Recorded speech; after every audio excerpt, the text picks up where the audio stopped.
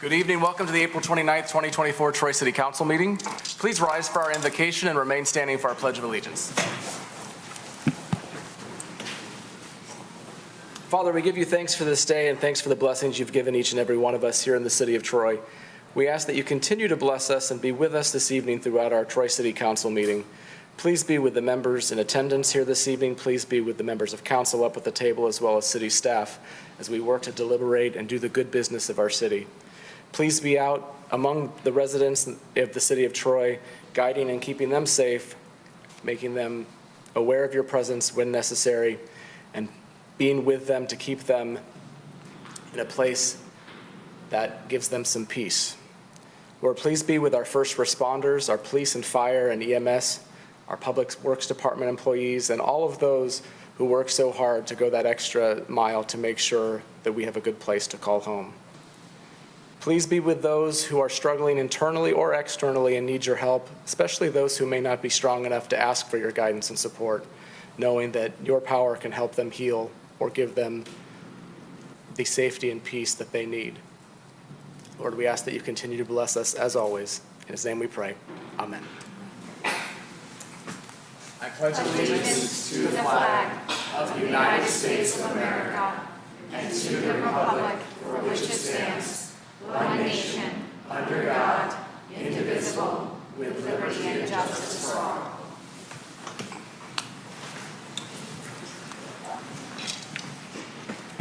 Okay, I'll call the April 29th, 2024 Troy City Council meeting to order, and I'll ask for the roll call from Ms. Dixon. Mayor Baker. Here. Councilmember Brooks. Councilmember Chamberlain-Krenga. Here. Councilmember Chanda. Here. Councilmember Gunn. Here. Councilmember Hamilton. Here. Mayor Pro Tem Hoderick. Here.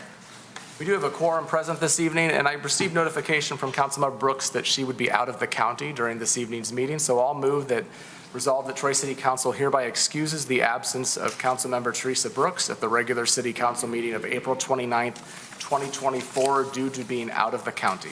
Support. Moved by the chair, supported by Councilmember Chamberlain-Krenga, that we approve the excusal of Councilmember Brooks' absence from this meeting as read into the record. Any discussion? The vote, Ms. Dixon. Mayor Baker. Yes. Councilmember Chamberlain-Krenga. Yes. Councilmember Chanda. Yes. Councilmember Gunn. Yes. Councilmember Hamilton. Yes. Mayor Pro Tem Hoderick. Yes. Motion carries. Next up are certificates of recognition and special presentations. We have one this evening. C1 is a presentation to Chief Nastasi announcing the 2024 Michigan Law Enforcement Accreditation from the Michigan Association of Chiefs of Police earned by the Troy Police Department, and that'll be presented by Chief Ron Wiles, Deputy Director of the MACP. Is that right? Okay. So, Mr. Mayor, Mayor Pro Tem, council members, city officials, and probably most importantly, citizens of Troy. My name is actually Robert Stevenson, and I'm currently the executive director at the Michigan Association of Chiefs of Police. I'm here tonight representing the Michigan Law Enforcement Accreditation Commission for the awarding of Certificate of Accreditation to the Troy Police Department. I spent my 37-year police career in the city of Livonia and left there about 12 years ago to take this position. I'm very familiar with the city of Troy, being from the southeast Michigan area. I used to compete when I was at Livonia with your chief as to who had the best support and the best resources, and I consistently came up on the lower end of that. So very jealous of your city. You're probably aware of this, but you have a very, very, very good police department, which is even a better police department because they have attained the accreditation. To put this a little bit in perspective, in the state of Michigan, we have just shy of 600 police agencies. Of the 600 police agencies in the state of Michigan, 83 of them are county police departments, or sheriff's offices, I should say, and just shy of 500 are municipal agencies, and then the rest are made up of colleges, university, tribal police, and such. So just a little less than 600.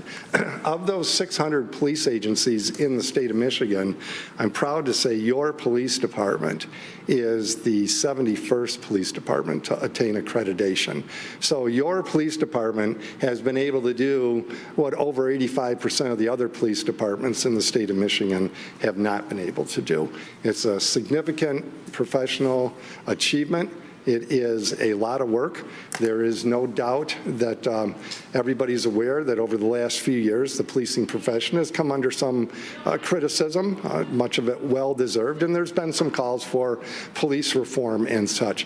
And I'm glad to announce to your citizens that they should take comfort in knowing that every single one of the police reforms that have been called for, your police department has already done all of those. They've already altered or had in place the policies and procedures to address those concerns that are out there. Again, I'm very proud of your police department. It's elevating our profession. They are one of the largest police departments in the state of Michigan to attain accreditation, and sometimes it's more difficult for the larger police departments to attain it than some of the smaller police departments that are here. So again, it's my pleasure, my honor, and I said that we're here to award the certificate of accreditation. We don't give them out. They're earned, and they're earned with a lot of work. And I would like to introduce now our Deputy Director, Ron Wiles, who's also the Program Director for the accreditation program. Chief? Thank you. Well, good evening, and thank you for the opportunity to be here today to recognize and celebrate your fine police department. As mentioned, my name is Ron Wiles. I'm the Deputy Director with the Michigan Association Chiefs of Police and the Accreditation Program Director. I did my law enforcement career at Grand Blanc Township up in Genesee County, 26 years there. The last 6, I had the honor of serving as Chief of Police, and then came over to the MACP upon retirement. You're all somewhat familiar with accreditation. There's a lot of professions that have accreditation. You know, your kids probably go to accredited schools. When you're sick, you go to an accredited hospital. Law enforcement is no different. We have an accreditation program, obviously. Accreditation is a progressive and time-proven way to increase your overall performance and level of service that you provide to your community. The foundation of our program lies in the voluntary compliance of 108 best practice standards. Now, the key word is voluntary. No one is making anybody do this. They're doing it on their own for the sole purpose of providing better service and increasing the performance of the agency. Let me walk you through the steps that they had to take to achieve accreditation. The first step, for whatever reason, is sometimes the most difficult step for police agencies, is just making that decision to apply. I get to tour the state as part in my role here, and I talk to a lot of chiefs, and they all understand the benefits of accreditation, how it can positively impact their department and the community. But for whatever reason, they can't get over that hurdle to send in that application. And I'm glad to say, under the leadership of Chief Nastasi here, that you were able to do that and get this process started and get going to making your fine police department even better. The second step in the process is self-analysis. And self-analysis is where all the hard work is done. Your police department had a set of written directives prior to accreditation. When they entered the accreditation program, they looked at our 108 professional standards, compared them to their current written directives. I can promise you that in some areas they already complied, but I can tell you in other areas they had some room for growth. And that's why we give them 2 years to achieve self-analysis when they go through their current written directives, make the adjustments, amendments, updates, so they are in compliance with these standards. Now, it's one thing to say that you're doing something, but our accreditation program requires you to show that you're doing something. So we require agencies to have proofs that they comply with all of these standards. Like I said, we have 108 standards, but they all have a lot of bullet points. If you look at all the bullet points attached to our 108 standards, you're talking over 600 tasks they have to show proofs that they're in compliance with. Now, proofs could be anything from videos, pictures, interviews, you name it, it could be anything for that. But I'm glad to say that they were able to do that and move on to the next step, the third step of the process, which is the on-site assessment. When the department is ready for their assessment, they contact me, and I send a team of assessors out to the city of Troy from outside the area who are trained as assessors, and they do a top-to-bottom review of the police department. They look at all the current written directives, look at the 108 standards, make sure they're in compliance, look at all the proofs. When they're here for the 2 days, they do a lot of interviews. Some of you may have been involved in that interview process. They do ride-alongs with the officers. They may attend roll calls. There's a lot of things that they do. But they also allow for the community to provide input to the agency through a 2-hour call-in session that has to be advertised by the police department, which was obviously done in this case. So it's a robust process, that on-site assessment. At the end of the on-site assessment, the assessors sit down with the chief and the accreditation team, and you usually have a pretty good idea how you did. And in this case, they did well enough to move on to the fourth step of the process, which is a hearing in front of our MELIAC, the Michigan Law Enforcement Accreditation Commissioners. So the accreditation team and the chief, they sit down in front of the commissioners, and the commissioners ask them questions about the process, about their departments, about programs they may run here in the city of Troy, all in an effort to find out more about the department and ensure that their compliance with our standards. I'm glad to say that in this case, unanimously, our assessors recommended and approved accreditation for the city of Troy. Now, in most cases, that sounds like a pretty significant process and a well-deserved recognition earning accreditation. Through those first 4 steps, they made a promise. They made a promise to the police department. They made a promise to the residents, and they made a promise to you, the elected officials of the city of Troy. Now it's time for them to keep that promise. Leads us to the 5th and final step, reaccreditation. Accreditation is good for a term of 3 years. In 3 years, I'm going to send another team of assessors out to the Troy Police Department. We're going to do that whole on-site assessment process again. However, this time it will be a little bit more difficult because there's 128 standards now. Our program continues to grow as we see needs in the law enforcement profession to make sure we have standards in place to address certain issues. So there'll be 128 standards, and they have to show proofs for each year of that 3-year process, not just one set of proofs. So it is an ongoing process. It's a living document, if you will, accreditation, and I'm very proud of the work that the team here did to accomplish accreditation. So with that, I'd like to reintroduce Executive Director Stevenson for the presentation. Chief, step up here. So that's good. So before I do this actual awarding of the accreditation certificate, I just want to take a second to thank you, the mayor, mayor pro tem, council members, for the support that you provide to your police department. You have a great reputation. I go around the state, and not every police agency is supported like you support your police department. So I just wanted to take a second to thank all the elected officials for what you do to support your police department, because it shows you have a great reputation.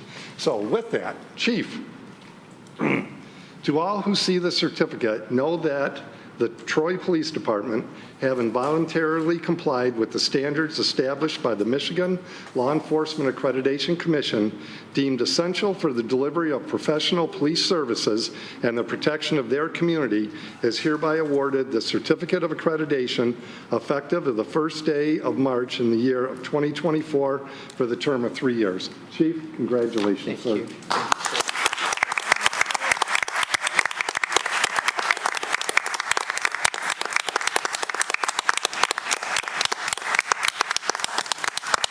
Just a few words.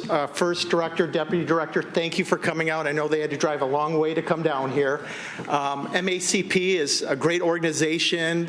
They represent well, and they do so much for the law enforcement community and the community at large.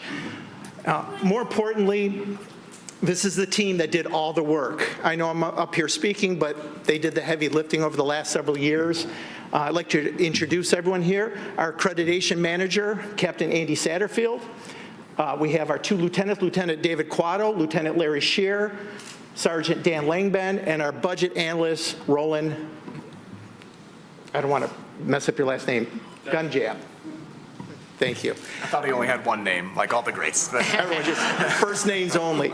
So they're the ones that did the heavy lift. Not only that, I'm so proud of the department itself because it's a whole team effort, and everyone came together to do this, the entire department. So I'm very proud of them. So thank you very much. Thank you, Chief, and I think I can speak for all of us when we say congratulations. Obviously, we know what wonderful work you do in the community. It's wonderful to see you recognized and accredited at the state level, and it just keep up the great work, all of you, and we really do appreciate each and every day that you're out there for us. So thank you. Thank you. Is it okay we take a quick picture real Please, quickly? Cindy will demand it. Yeah.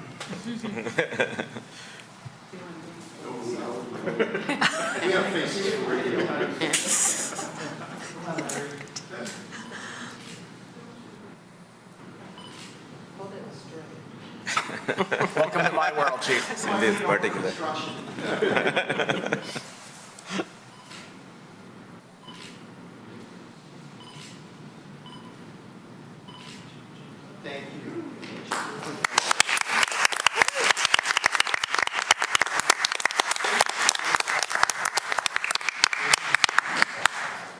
Good job. Good job.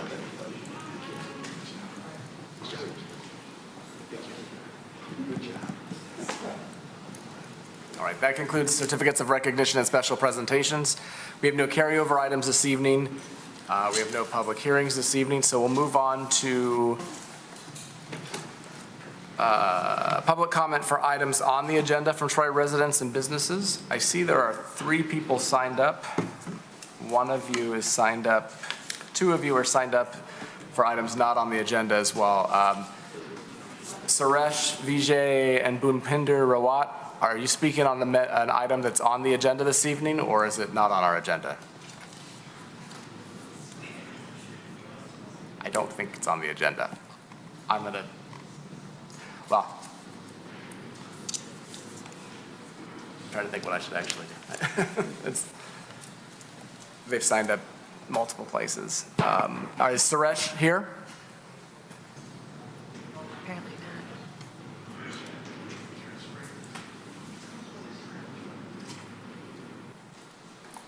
All right. Vijay? What, are you speaking on an item that's on the agenda? That's on our agenda for this evening? Sorry? Off agenda, okay. And Bhupinder Rawat? All right, we're going to call them at the next section. Next up is, and I see there are people still signing up. We're past our 15 minutes, so if someone could stop additional people from registering. There are no postponed items this evening. There's no regular, I'm sorry, there is regular business. Let me move on to regular business. I1 is board and committee appointments. I have no mayoral appointments this evening. There are no city council appointments either. We move on to I2, board and committee nominations. I'm not making any mayoral nominations, so I'll turn it over to Mayor Pro Tem Hoderick for city council nominations. Thank you, Mayor. I do have a number of nominations tonight. I'm just going to read them all into the record. Resolved that Troy City Council hereby forwards the following nominated persons to serve on the boards and committees as indicated to the next regular city council meeting for action. For reappointment to the Charter Revision Committee, I'm nominating Mark Bartnick, Toby Beekner, and Lori Evans for terms expiring on April 30th, 2027. For reappointment to the Liquor Advisory Committee, I'm nominating Annalisa Bloom and Ann Comiskey for the terms expiring January 31st, 2027. For reappointment to the Personnel Board, I'm nominating Jeffrey Forster and Jan Parpart for the terms expiring April 30th, 2027. For the Traffic Committee, for the unexpired term ending January 31st, 2026, I'm moving the nomination of Dale Christensen. And for reappointment to the Zoning Board of Appeals, I'm moving Thomas Desmond and Mahendra Kenkri for the terms expiring April 30th, 2027. Support. Moved by Mayor Pro Tem Hoderick and supported by Councilmember Chamberlain Kranga, that Troy City Council forwarded all of the nominated persons just read into the record for the committees and boards as stated. Any discussion? The vote, Ms. Dixon. Councilmember Chamberlain Krenga? Yes. Councilmember Chanda? Yes. Councilmember Gunn? Yes. Councilmember Hamilton? Yes. Mayor Pro Tem Hoderick? Yes. Mayor Baker? Yes. Motion carries. Thank you, Mayor Pro Tem. I3, there's no closed session requested this evening, so we move on to I4, 2024 annual fee schedule, and that'll be introduced by Meg Schubert, our Assistant City Manager. Good evening, Mayor and council members. Tonight before you, you have the 2024 annual fee schedule. This comprehensive fee schedule is a list of all the charges for service that are collected by the city. Each year, staff reviews and updates the list, and it's meant to serve as a resource not only for residents, but for members of staff as a collection in one unified spot of all of the charges for service. There was a correction that was made, which should be a late submittal that we'll see this evening. It was to page number 6, and it was a typo in the spelling of the word special. Other than that, if there are any questions, I'd be happy to answer those. Thank you, Meg. Any questions? Someone like to move the resolution? Councilmember Chanda? I move agenda item I4, annual fee schedule as printed on the agenda package, and the amendment, the correction that came late. Support. Support. Moved by Councilmember Chanda, supported by Councilmember Hamilton, that we approve I-4 2024 annual fee schedule as included in the agenda packet and subject to the late submittal of page 6 corrections. Any discussion? The vote, Ms. Dixon. Councilmember Chanda? Yes. Councilmember Gunn? Yes. Councilmember Hamilton? Yes. Mayor Pro Tem Hoderick? Yes. Mayor Baker? Yes. Councilmember Chamberlain Kringa? Yes. Motion carries. Next up is I-5 2024 City Council meeting schedule, and contrary to what's printed, that'll also be introduced by Meg Schubert, our Assistant City Manager. All right, so this evening we have the 2024 City Council meeting schedule. The original schedule was adopted by council on November 20th of 2023. This evening, management proposes the scheduling of a couple of special meetings. So the first one tonight we're talking about and suggesting would be to discuss the strategic planning for the Troy Public Library.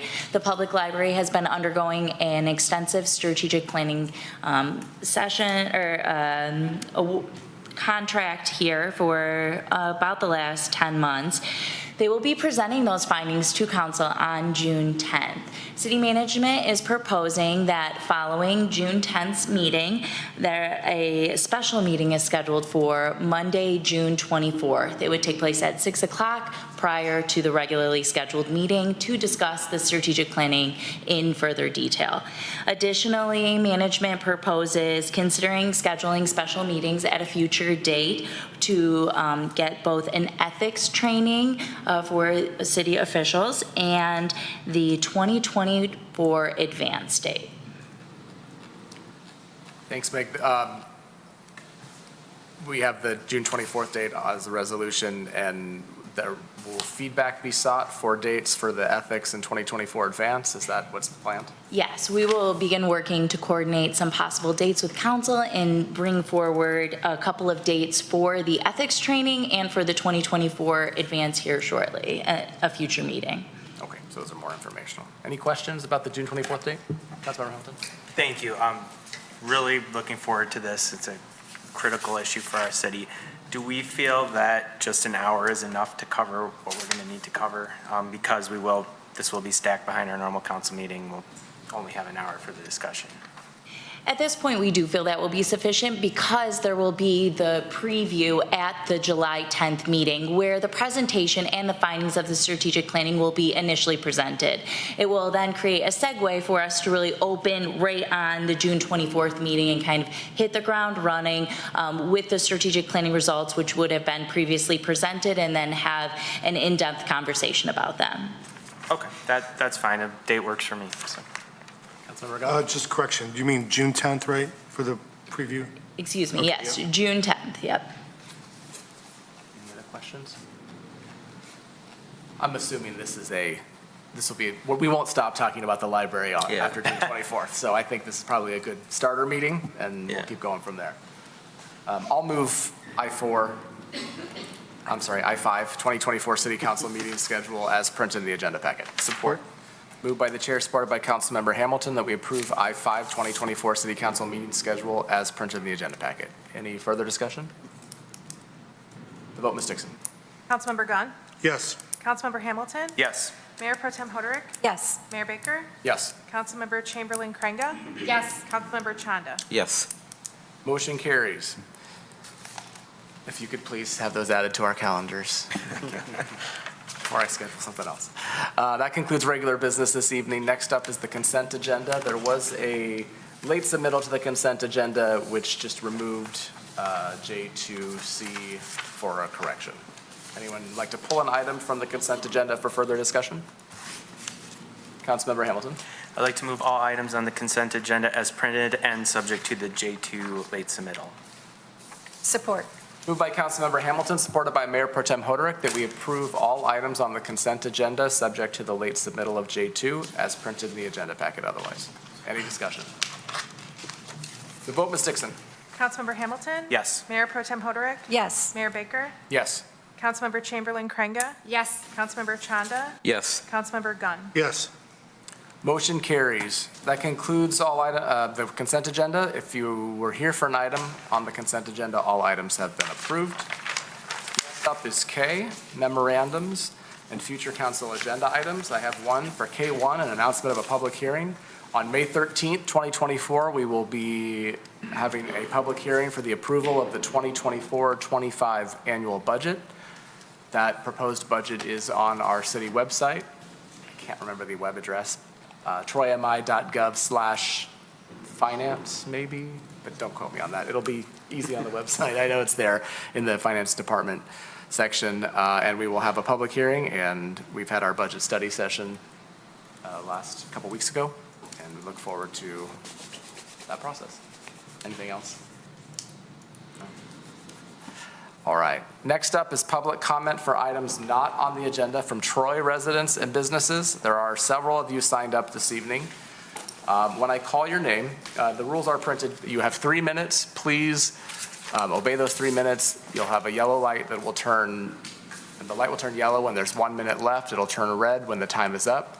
That means you should stop your comments.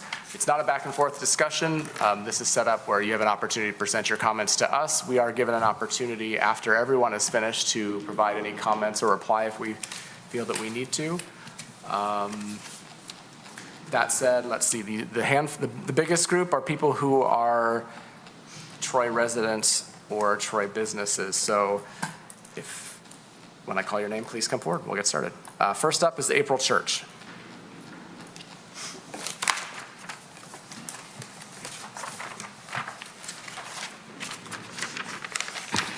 Short people. Good evening, City Council members and Mr. Mayor. My name is April Church. I'm the president of the Friends of the Troy Public Library. In my role as president, it has been my privilege to participate with library staff and a diverse group of community members in the development of the strategic plan for the Troy Public Library. The full report of the findings and proposed strategic plan will be presented, as you now know, on June 10th, 2024, City Council meeting. I'm here tonight to encourage, implore, persuade, challenge, dare, and if necessary, beg you all to take a behind-the-scenes tour of the library before June 10th. You may be thinking I've spent many hours at the library. I don't really need to see anything else. My response to that thinking is yes, you do. You should visit the library not as a patron, not as a program participant, but as the mayor or city council member who has been elected by the citizens of Troy to care for the assets of the city, such as the library. Emily Dumas, Philip Quick, and every staff member at the library use their superpowers on a daily basis to conceal the blemishes, camouflage the flaws, and screen the public from problems that on any given day could spell disaster. I'm here to tell you that it's all smoke and mirrors. You can choose to believe the illusion, or you can choose to see the truth. You can continue to reassure us with platitudes, or you can actually do something. It is no secret to this council that ongoing maintenance and repairs at the library are getting way out of control. It is no secret to this council that regardless of how many times Emily and Philip downsize and reorganize to accommodate what the public wants, there is a finite amount of space available. And it is no secret that the best way to evaluate the extent of a problem is to walk through and see it firsthand for yourself. So please do something. Take a stroll across the parking lot and tour the library. Take pictures, ask questions, and listen. Demonstrate to your constituents that you are doing your due diligence as a member of city government. Take the time to tour the library and talk to the staff. I promise it will be well worth the effort. Thank you for your kind attention this evening, and thank you for your service to the city. Thank you. Next up is Thyra Ferronda.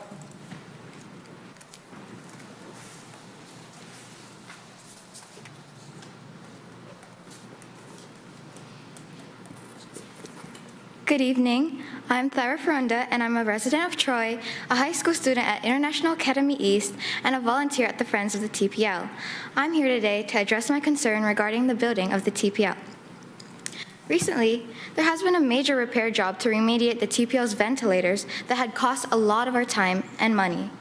As a volunteer at the Friends of the TPL, I was unable to help out in providing the groups across Michigan with access to media and community during the duration of time it took to fix this problem.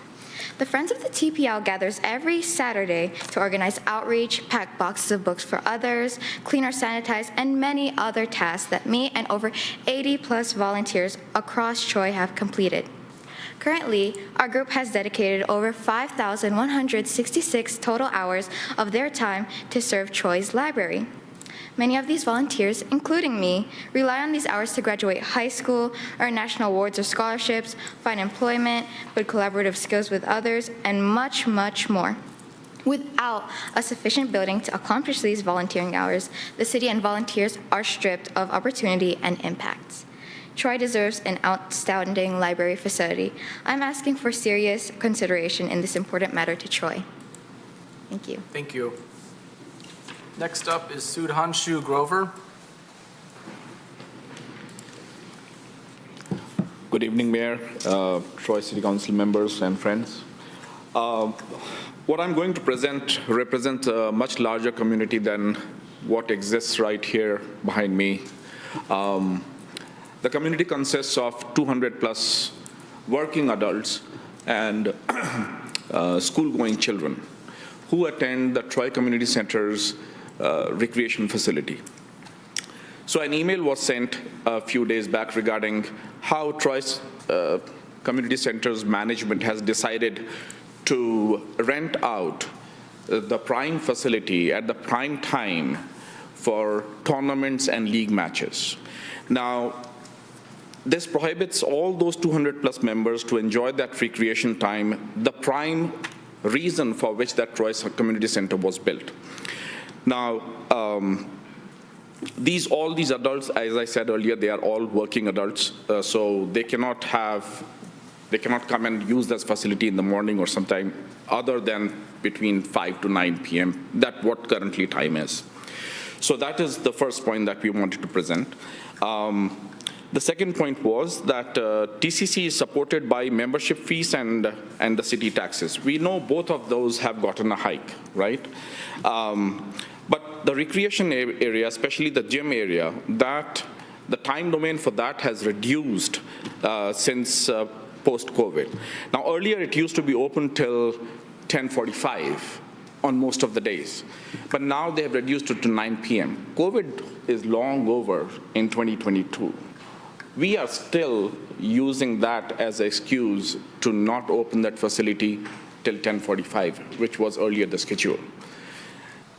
They say it's because of, there's no support staff, they can't get an adult support staff, but those reasons that they've explained, they say $17 an hour is what we are trying to pay and they can't get it. Unacceptable. There are people working at Walmart, at Kroger for $14, $15 an hour. The support staff out there just needs to go there and sit and watch for that 9 to 11 or 9 to 10:45. It's hardly any time out there, right? And it's not a laborious job. That's what I had mentioned in my email as well. So that was the second point. Now, they do open the facility from 9 to 10:30 for those private events. When we ask them, how come you are opening the facility for those private events? They mention, oh, well, they bring their own support staff. They bring their own support staff. That means you are not providing them a support staff. So are you letting that entire facility being taken care by some third-party security personnel? I mean, this is you are putting the jeopardy of the entire thing into question. Thank you, Mr. Grover. That concludes your 3 minutes. We do have your emails, though. Okay, sure. Thank you. Next up is Satay Venkata Jampana.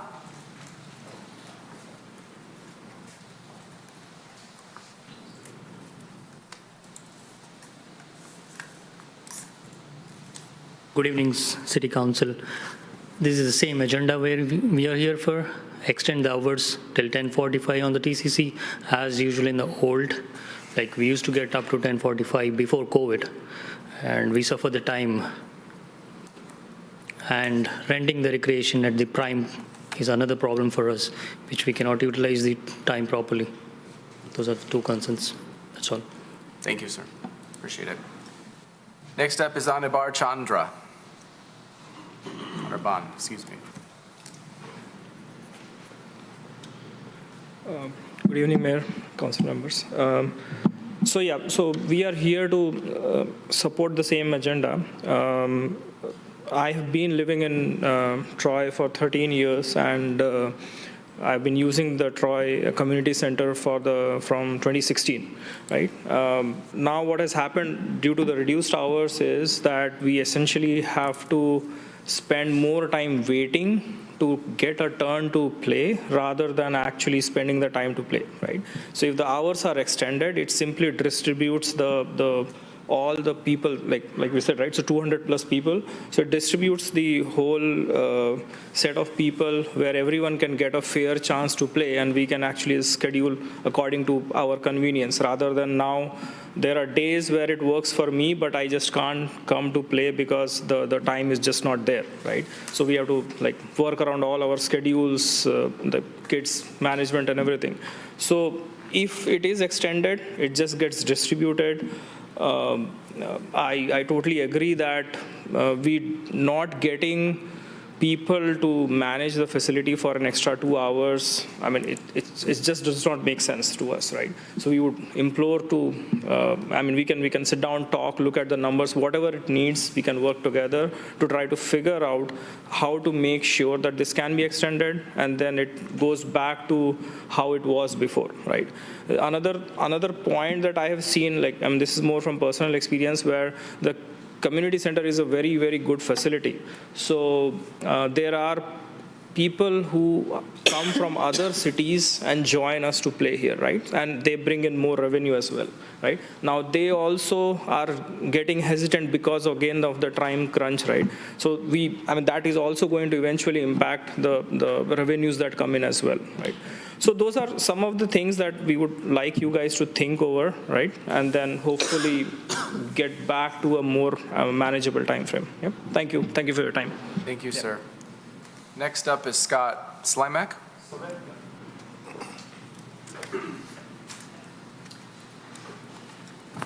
Good evening.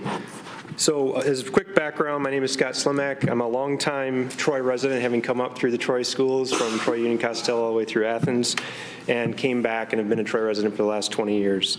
I'm also a longtime global engineering manager at Ford Motor Company, and I live in the Gulf Trail subdivision along with Council Member Mark Gunn, who is also a longtime board member with our Homeowners Association. I'm basically here tonight to present on behalf of the board of the Homeowners Association the following unified statement.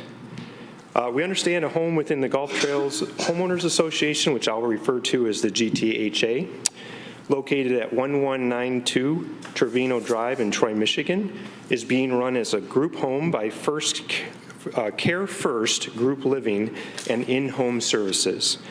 Now, the same home was operated as a group home by another company for more than 20 years before closing in 2022. And that previous home generally followed subdivision norms and practices and was embraced as a good member and a good neighbor by the overall GTHA community. Our goal in the Gulf Trail sub is to have a happy community where all the neighbors respect each other and maintain a good relationship within the bounds of the GTHA rules.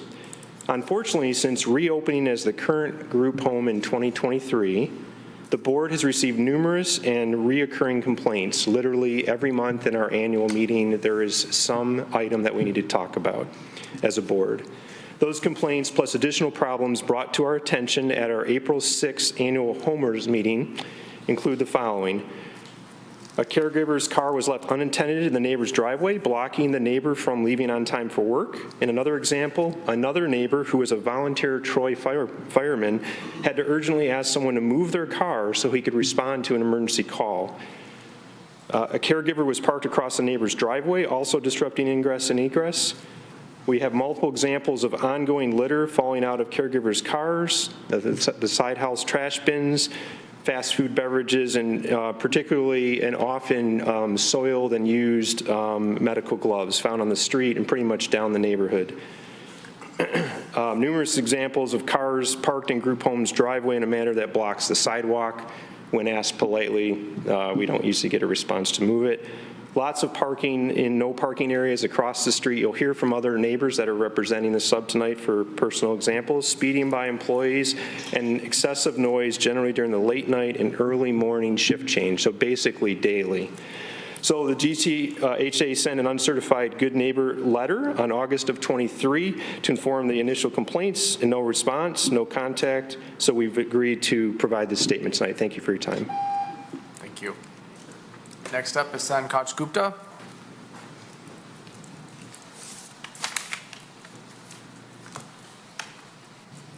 Good evening, everyone. This is Sankaj Gupta. I'm a Troy resident, and I just want to continue the same what my friend Sudhanshu said.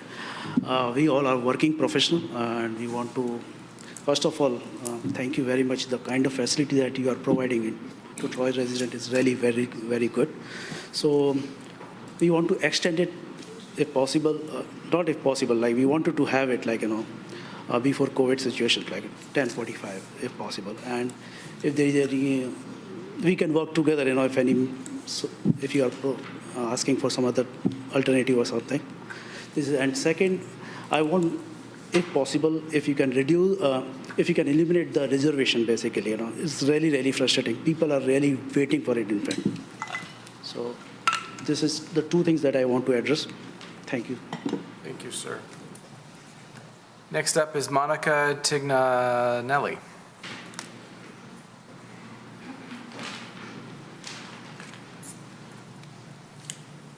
Good evening, Mayor Baker and City Council. I live on Trevino Drive, and I'm here to speak about the group home at 1192 Trevino Drive and some of the challenges we have faced since the home was purchased in March of 2023.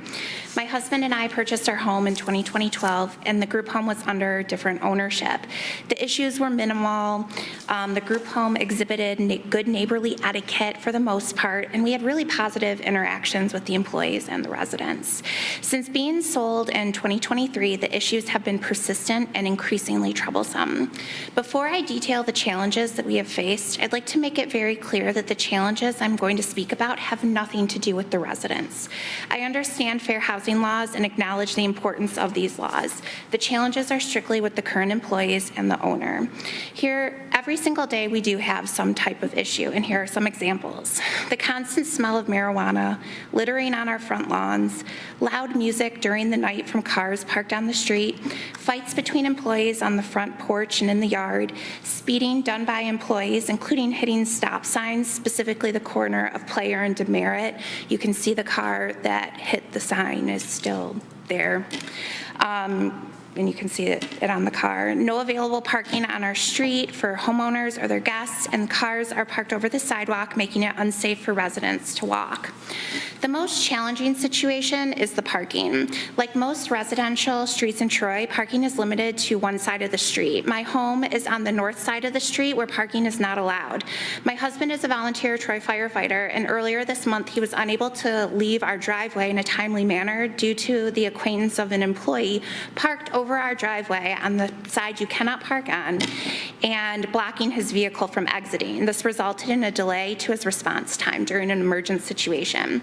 We do our best to be vigilant and contact the Troy Police non-emergency number when these situations occur, but we understand that these aren't emergency situations and the police must attend to emergencies over our nuisance situations. Due to this, many times our officers do arrive and the situation has cleared itself. Finally, I'd like to note that per the State of Michigan Law website, the home was operating without a license from March 2023 to December 2023 when the state was notified. They currently have a temporary license that looks as though it's due to expire soon. I've contacted our homeowners association, the Troy Police, the city manager, the state of Michigan, and the owner of the company with minimal improvement. I'm now coming to you guys looking for some help to address these challenges. Thank you for taking the time to listen to my concerns, and I'm hopeful that speaking this evening will shed some light regarding the ongoing nuisance on Trevino Drive. Thank you. Thank you. Next up is Sarah Candela.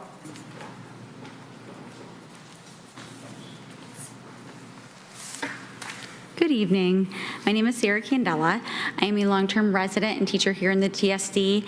I've been here over 20 years as a resident and a teacher. I currently live in Gulf Trails on Trevino Drive, along with my lovely neighbors who are here to voice the same concerns, to express my concern about the group home that is directly across the street from me. In the past, when it was owned by the former owners, it really was a non-issue at all. The residents were lovely, the employees were great, and then when it was sold in March of 2023, we've had just ongoing problems since then. Shouting and fighting late in the middle of the night, the base of the cars that are coming and going nonstop from the home, particularly in the middle of the night during shift changes, wakes the whole house up. It shakes the whole house. Illegal parking. I also live on the north side of the street, just like Monica, and they park right in front of my driveway or right in front of my house. They leave litter such as gloves, fast food containers. When asked politely to move, it's met with profanity and hostility. At one point, there was an employee parked in my driveway, and I had to go out after 10 minutes and ask her to move her car. They park over the sidewalk, like Monica has mentioned, so it's just very problematic behavior that doesn't seem to be resolved in an amicable way. Reckless driving is a concern for me with small children in the neighborhood. A lot of times these cars are coming and going during bus stop times, and it's very reckless. High volume of employee vehicles on our street in just a short amount of space, which then when they're parking on both sides makes it problematic for buses and other vehicles to get through. So it's a safety concern as well. And this is a residential neighborhood, and it now feels and operates like a commercial neighborhood with all of this. It's a nuisance to everyone that's living right there. This is our home, and it should be a place of peace and safety. And I just appreciate you listening to our concerns tonight. Thank you. Next up is Ash Kuperkar.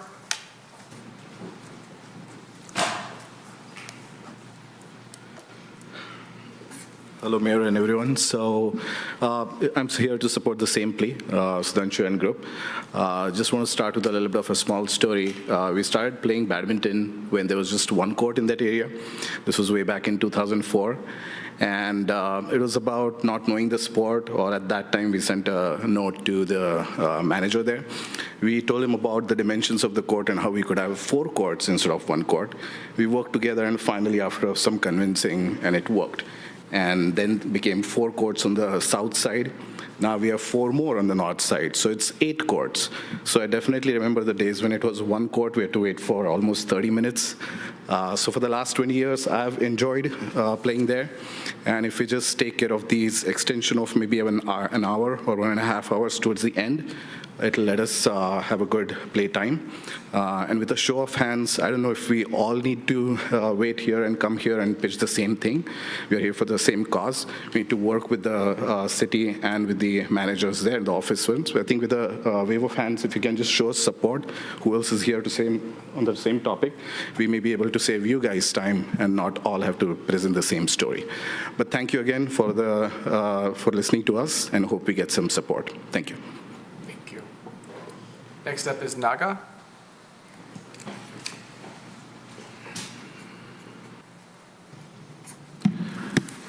Good evening, City Council members and mayors. I was here for many other reasons, including the cricket stadium, and I wholeheartedly appreciate and thank you for supporting that, because there are a lot of other cities around Troy had the cricket stadium, even though they don't generate as much as revenue as we generate. Right? Tax house, right? The quality of residents, the quality of the people, quality of the management. I'm sure Troy residents is much better than other residents, right? So every time we used to rent, even today, every year, I paid $1,000 to Rochester Hills for a John R. and I'm a Auburn Road, that 4 courts. So in October, I rented for 2 days. I paid $1,000 for them because none of the baseball grounds in city can be, any game can be played there. Nothing can be played, even the baseball. The pitch is so bad, right? This is not today's story. This is for last 10 years. So for some reason, there is a least priority for a recreational facilities in Troy. We have a huge parks, no doubt about it. It's all well maintained. But if somebody wants to play any game, it's impossible to play any of them. Coming back to the Troy city, so I've been a member for almost 12 years. I've been going there, and we have a people like Ashutosh, where they increased from 1 crore to 8 crores. We have intelligent, smart people. We want to work with the people who are running the shows. We are here to work together, right? We know that our tax money is being used wisely, efficiently by your management. At the same time, we want to be part of the solution where we are suffering. We are 30 minutes, we have to wait to play 10 minutes game. There are so many kids on the other side. They throw the ball here. The kids are totally out of control. I feel like I'm in somewhere, Detroit suburb area where nobody's controlling. The front desk is controlled by minors. I'm always afraid that what can go out of the control. They throw the basketball on top of that thing, right? It's a scary situation, right? We don't want to be a situation where a kid gets hurt because they have only 1.5 hour time to play basketball. They don't get to play all 5 days, right? So it's important that we go back to pre-COVID. We identify what is the issue to extend the hours, right? So we identify how we plan on allocating the court hours, right? We would like to have the data, sit with whoever is running the show. We want to have a dedicated person to manage that multi-million-dollar facility so that every resident enjoy the facility. It's like building an airport, closing at 8 o'clock because we are renting it out from 8 to 10 for a private airplanes, and we don't have a staff to manage. So that's the concern. Thank you. I appreciate it for your time. Thank you. Next up is Kunjathapatham Sundaraju.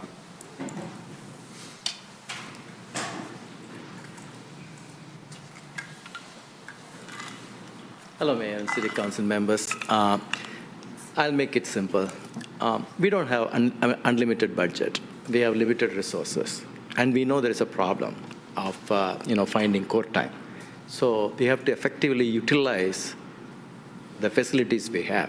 All we are asking is extend the hours so that we can use it for more time, right? It's maximization of utilization of resources. Very simple, right? And I don't think the person who responded to my mail, I initiated the mail, even fully read the mail. I said, we said, the reason given was there's no adult members available to staff that particular time. That doesn't seem to be a good reason for, closing it down, because it's a small amount, I would think, for a city like Troy to manage. So I implore, just have a look at that and make sure that at least when somebody responds to the email, at least understands what we are saying. We are trying to provide a solution, and don't give me back the same problem, okay? So that's all I'm saying, okay? Thanks a lot. Appreciate it. Thank you. Next up is Yogiraj Sangam Reddy.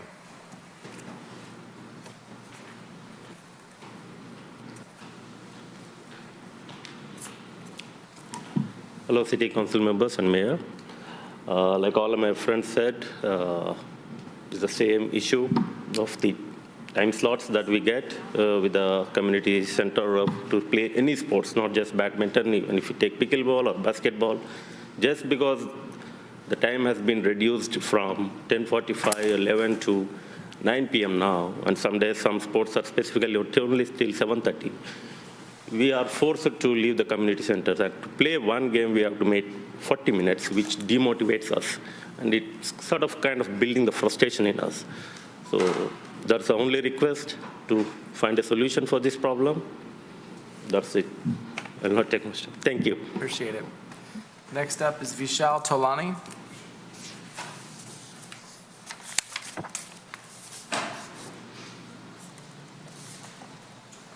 Hi, good evening, Troy Council members, and myself, Vishal. I'm here again for the same agenda as my friend Sudhanshu out here. We would like you to help us in kind of extending the hours of badminton so that we can enjoy more and play more. That's the only thing. Thank you very much. Thank you. Next up is Umesh Gupta.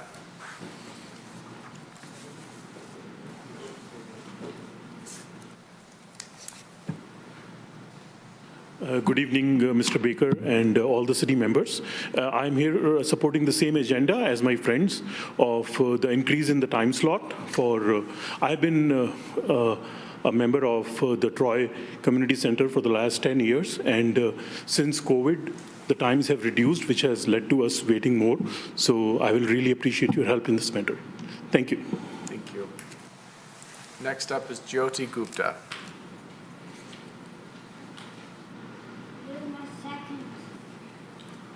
All right, Spiral Syed.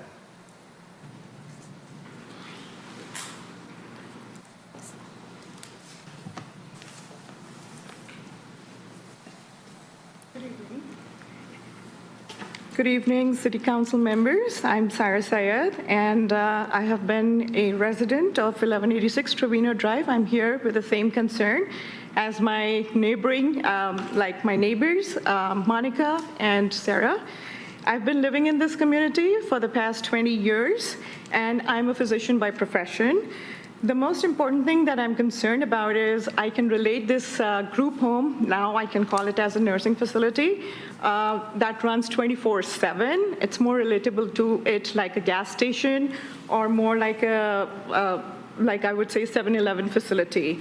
The facility seems to have multiple patients and multiple employees, training staff. They do not have any stake in the neighborhood and therefore no regard for it. So I moved to Troy because of the good schooling, better community, even though we have to pay a lot of taxes. So here's the issue. Number one is why in a residential neighborhood with small families and kids, we are allowed to build a commercial nursing home, which is allowed to operate. I don't understand that. And this means that we are frequently coming in contact with the patients, like the stretchers, the wheelchairs, the yelling with the workers, even at night. Facility employees stand in groups in front porch. My home is right next to them. And they smoke weed, marijuana. So when on break, children are not free to play in the front yard close to the facility for a potential security concern. With continuous non-residential traffic. The flow of traffic and parking from the nursing facility employees and the visitors and their families is so high that the residents are not even able to park their own personal vehicles on the street in front of their homes.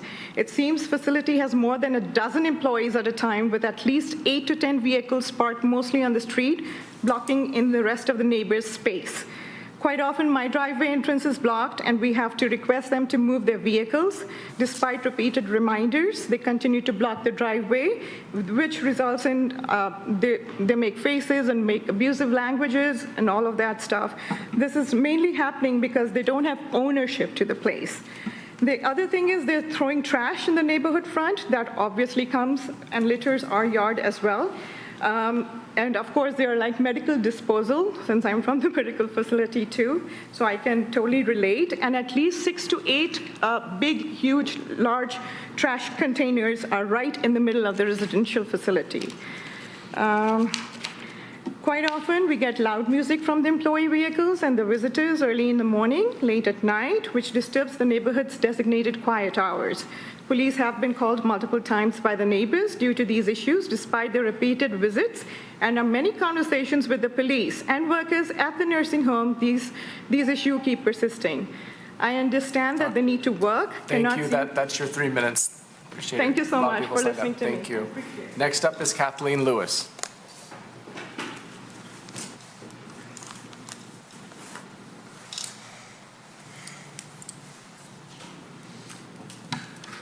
Mayor and council members, my name is Kathleen Lewis. I have lived in Gulf Trail for 45 years, and I have never seen anything like the group home, the employees, and their families. They have no regard for anyone in our neighborhood.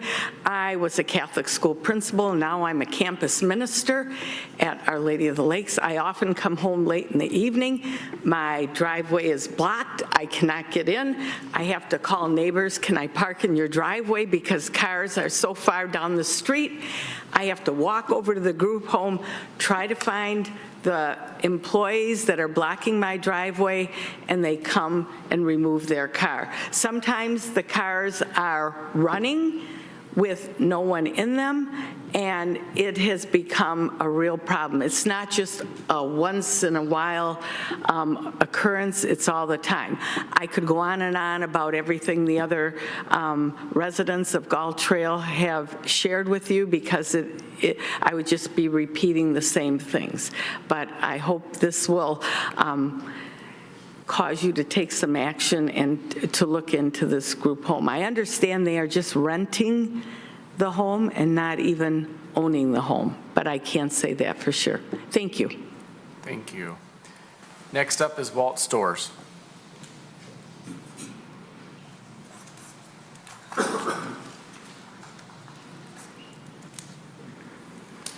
Yeah, Mayor Baker, members of the Troy City Council. I'm Walt Stores. I live at 5676 Martell Drive in Sylvan Glen 3 subdivision. That's immediately east or downstream from Martell and Smith schools. And I've lived there. We got a storm drainage problem. You've heard me talk to you about that before. I've lived there 47 years. There have been only 2 major floods. August the 12th, 19, August the 24th, 23.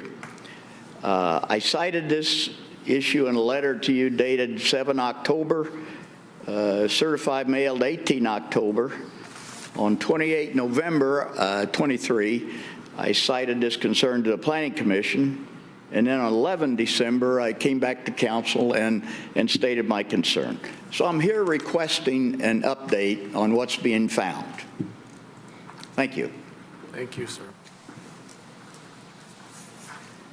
Next up is Vijay.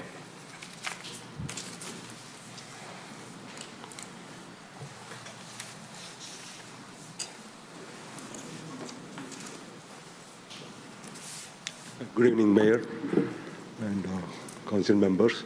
I'm here for requesting the extension of our hours for playing the badminton. It's the same issue. So if possible or if not possible, whatever, okay, it should be allowed at least, okay, 5 hours, 5 to 10 for every day. So that is my request. So thank you. Thank you. Yep. Bhupinder Rawat.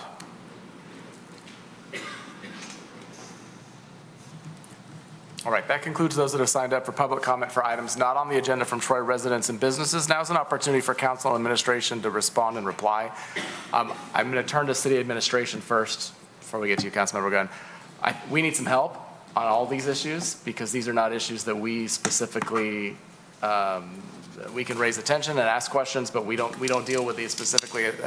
The community center hours, obviously, the issue on Trevino Drive, I have a lot of questions. Now is probably not the best time to sort through all of that. And I know there's been some Q&A already in response to resident emails, but I just for the record, I understand the employee concerns of the community center and recreation department. I also understand, as all of you do, that we get consistent complaints about things that have changed at the recreation department since COVID. And I know we're working through a lot of those issues, but it's difficult to continually hear these from this perspective, and I know you know that, but if you can work on somehow getting us some more information about that. And then as it relates to golf trails and Trevino Drive, I know we can't prohibit group homes from being in communities, and many of them are wonderful additions to neighborhoods. That's not the concern of these residents. And I understand a parking issue is not an emergency, so our police department has resources that have to be spread other places sometimes, but it sounds to me like a nightmare on Trevino Drive, and I don't know what we're empowered to, as a body, I don't think we're empowered to do anything, but what can our city administration help us with as it relates to enforcement? Or I know the police department for emergency situations can get to that, but is there anything you can help us with? Yes. I would prefer to come back with a report to say what we're going to do, but obviously I shouldn't talk too much, but we obviously can take a closer look at it from a code enforcement standpoint and also from the police standpoint, and also make sure that the group home permit is valid, because that's an important point. That's what allows that type of use, is the state group home permit, if they follow all the standards. Okay. I'll say, and other council members, I know Councilmember Gunn wants to speak, but it sounds awful. And I don't know, I've seen an email. I'm thankful that you came forward this evening to share the concerns, just to keep it in front of us. And I know that city administration will absolutely take it to that next level to see what can be done within the bounds of city government. Obviously, those are concerns. I would say for sure, in the meantime, continue to call the police when there's a safety issue or an issue. And it sounds like you have a very active homeowners association, which can be helpful and sometimes not helpful because it can only get you so far. I know I'm an HOA president myself still, which is actually harder than this job. So I get it. But I'm sorry that you had to come forward and you're dealing with this because we all want peace in our neighborhoods. And again, it's not about the residents, and it's not about even what's the homes being used for. It's about what's happening as a result of all that. So we hear you on that, and I know city management will definitely take it up to that next level. Councilmember Gunn, I know you. Sorry. I can shed a little light because actually my business, we inspect group homes for the insurance industry. So first of all, how many staff employees are at that group home is way over the norm. A group home in a city like this, we only allowed 6 seniors. The fact that there's more than 2 employees there is something else going on, it seems like to me, with my experience of being in these group homes. The other thing is, after our homeowner association, I did talk with the state, and I think they're being investigated now, but coming from maybe the city to call, because they have to follow guidelines, for their license. So I think that would be helpful if the city made an inquiry as to what's going on.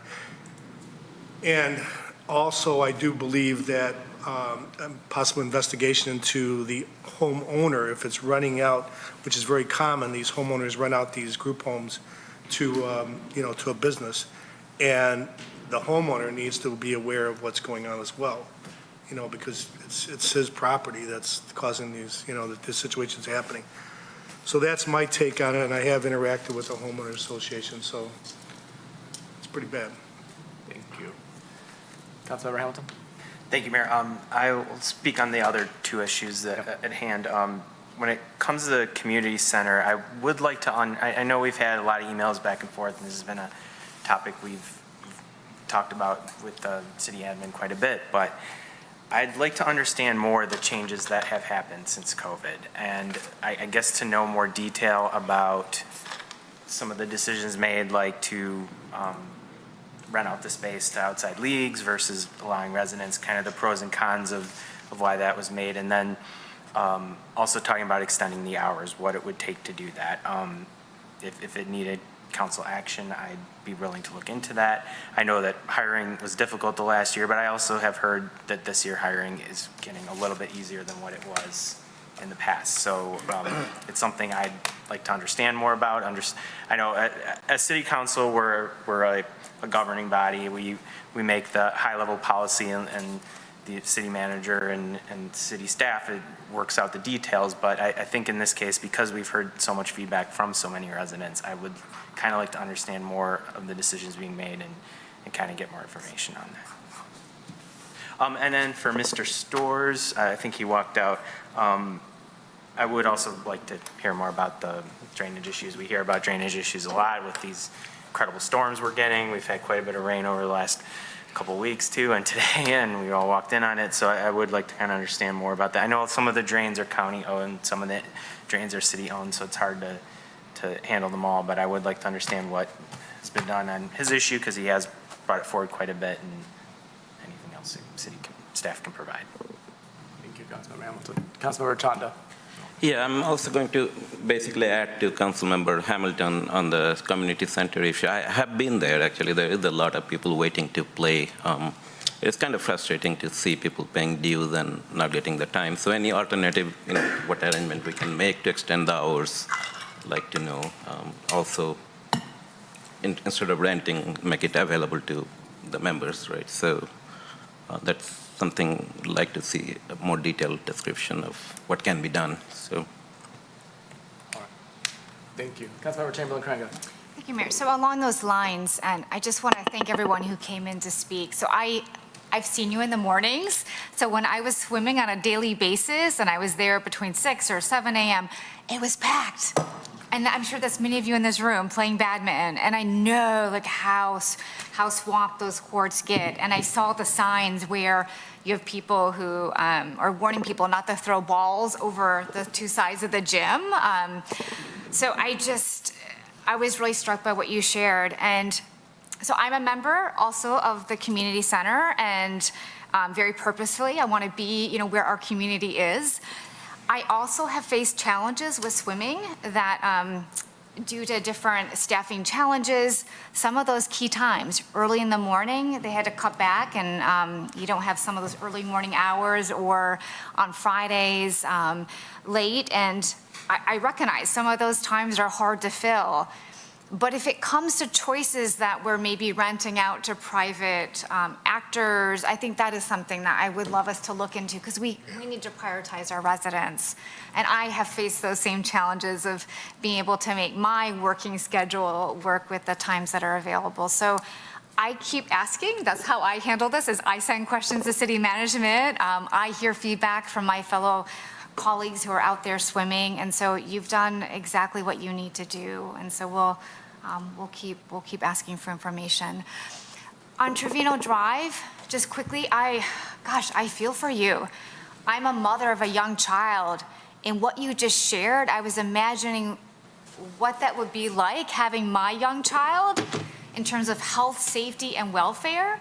Because I chose Troy for exactly the public safety, that peaceful environment that you have in your neighborhood. So I trust city management. You mentioned a report, but I think what you're going to dive in, address this from the public safety, the permit side, the code side, and keep us in the loop in what you're doing. Because I don't think I need a report first. I trust that you guys can take the action you need to address this. And please keep us posted on how we can be helpful.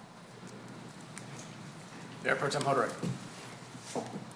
Ditto on everything my council colleagues just stated. There was another topic that was addressed with the first commenter, which was the library. So as I speak to that, it's not because I don't care about these other topics, but I think you're hearing a council that is unanimously understanding, hearing. Okay, good.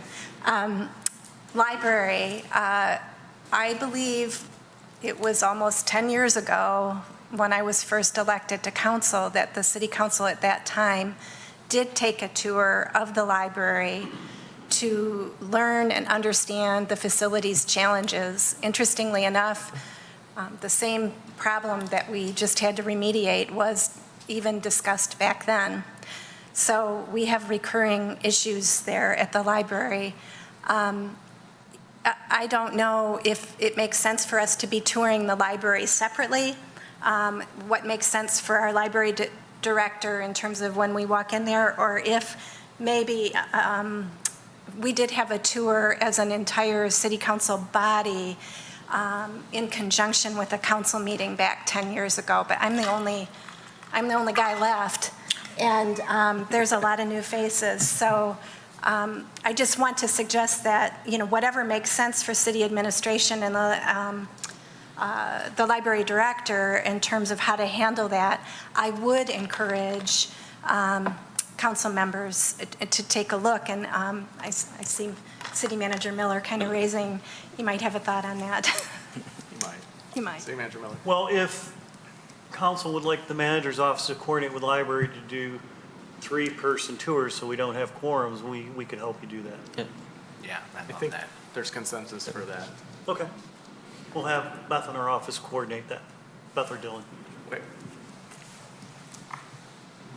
All right, yeah, I was going to go with Ellen was the only one who did those tours because none of us were here when we did it. And I do think it makes sense for larger groups of us to do it within the bounds of the Open Meetings Act. And it's, I think, timely as we work with the study results and spend a lot of time talking about the library this next year. So I appreciate you coming forward.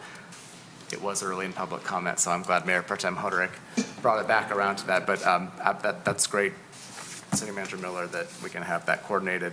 I just want to follow up very quickly on something Councilmember Chamberlain-Kranga just said, which is the policy of this council, or at least the previous council. We've taken formal, I don't know if it's been formal action, but there's been consensus and there's been plenty of comment from the table that we want to prioritize our residents' use of the community center, even if that means some budgetary changes need to be made. Understanding that at a certain time, that community center and recreation was very dependent on everything had to be self-supporting.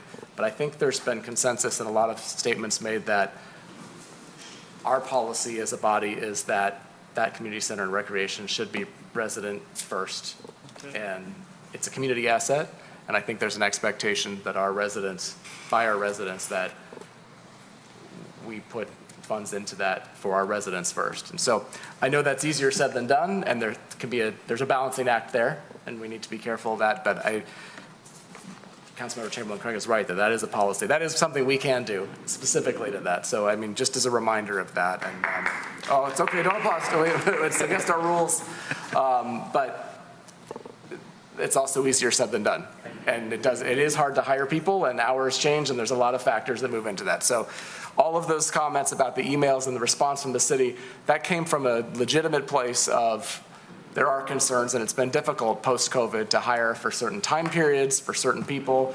We face it every year when it comes to lifeguards at the Aquatic Center. We faced it with the Recreation Department. That doesn't mean I don't think we can try harder to recognize the new normals and figure things out, because there obviously is a concern that you've brought forward, and you're not alone. I know that you're not the only people that feel this way. So I appreciate you coming forward, and I appreciate city administration for working with all of us, and I know it's a lot to look at, but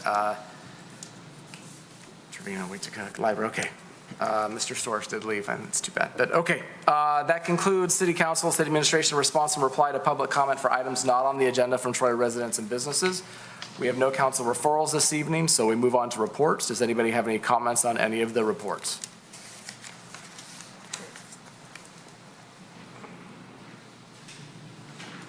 All right. Council comments. Mayor Pro Tem Hoderick. I just wanted to kind of make a public service announcement. We celebrated our police department earlier in the meeting.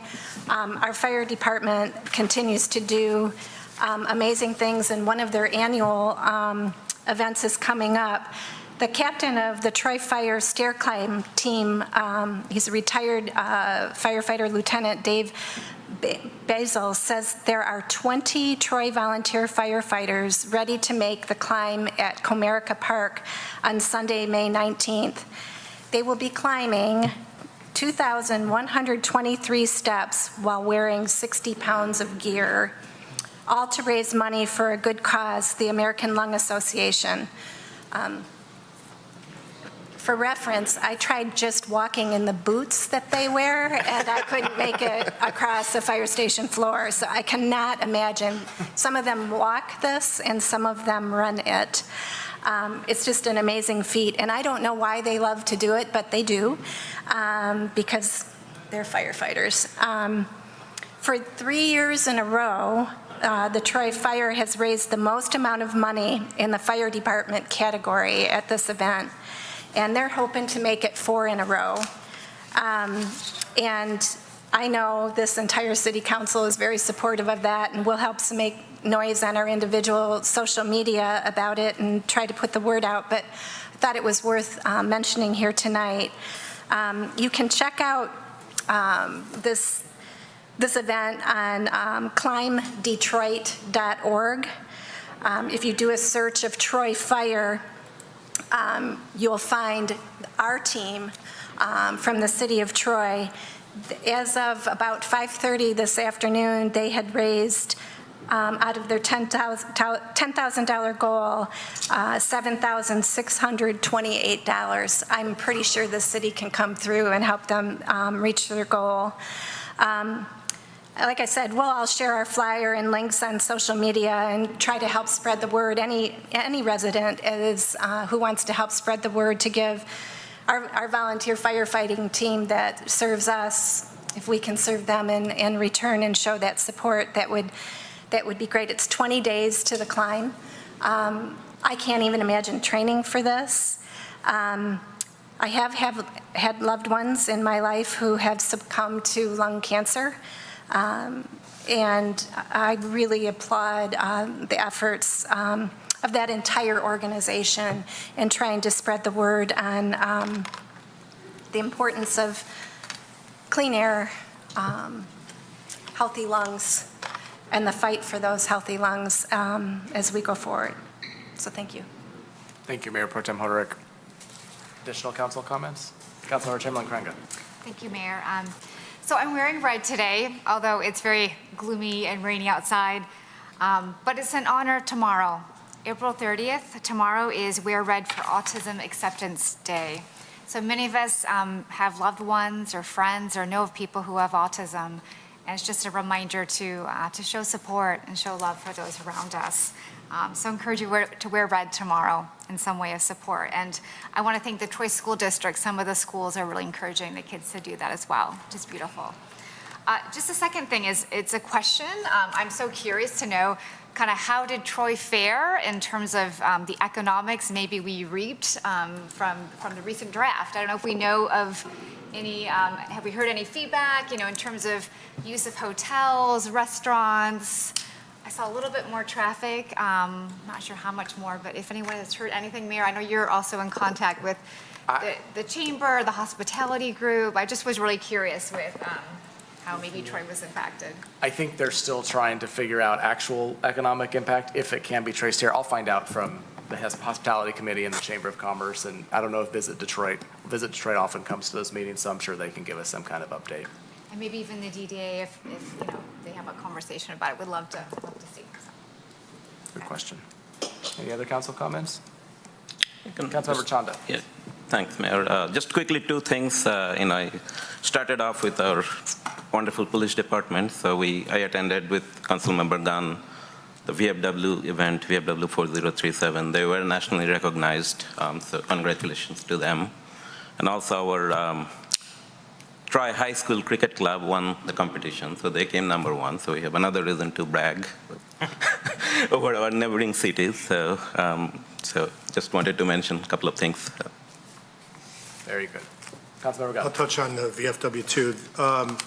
The Troy VFW, Todd, who's the commander there, that guy's done an incredible job taking that VFW and almost doubling the membership in less than 2 years. And as Harak mentioned, it's recognized nationally as the largest membership increase. So they've won a number of awards. The state rep, Sharon McDonough and Tom Kuhn, both provided a proclamation for them. We had a great event. Rock, myself, County Commissioner Penny Lube, Sharon McDonough, candidate Ed Ross, and Doug McLean attended as well. So it was a great turnout. And if any of you are veterans, or if any of you know any veterans, I encourage you to go to Troy VFW and sign up, because we need 60 more people to hit another level. Next level, yeah. Yeah.